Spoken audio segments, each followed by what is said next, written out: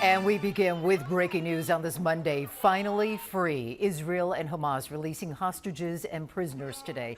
20 remaining alive Israeli hostages and nearly 2,000 Palestinian prisoners are officially home after a relentless 2 years of war.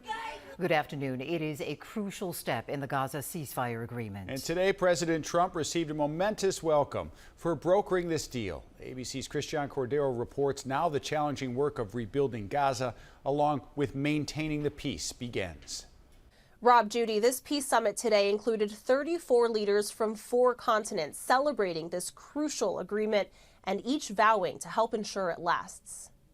In Egypt today, with the world as witness, a symbolic signature and a vow to bring peace to the Middle East. Together we've achieved what everybody said was impossible. At long last, we have peace in the Middle East, and it's a very simple expression, peace in the Middle East. The first crucial step of a greater peace plan was put into action today, with Hamas releasing the 20 remaining living Israeli hostages and some of the bodies of the deceased hostages for nearly 2,000 Palestinian prisoners.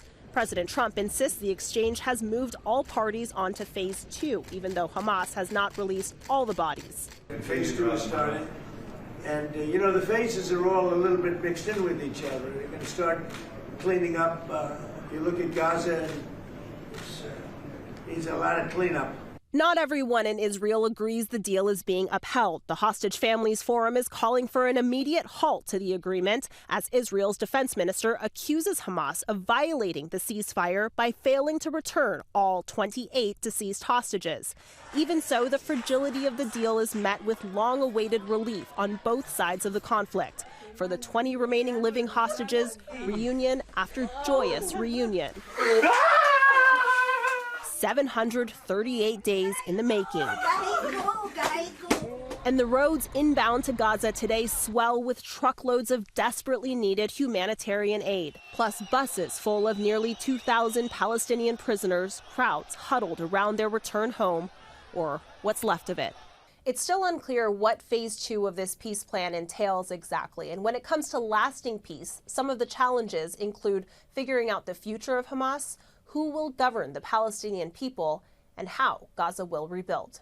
In Washington, Christian Cordero, Rob and Judy, back to you in Chicago. Christian, thank you. And while the last living hostages are finally home, others are still grieving loved ones lost. 23-year-old Hirsch Goldberg Poland of Chicago's north suburbs was one of the hundreds of people seized by militants at that music festival nearly 2 years ago.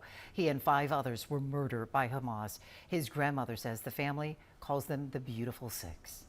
I'm torn. I'm very sad that Hirsch isn't here, but thank God for the 20 or so families who can hug their relative and be joyful again.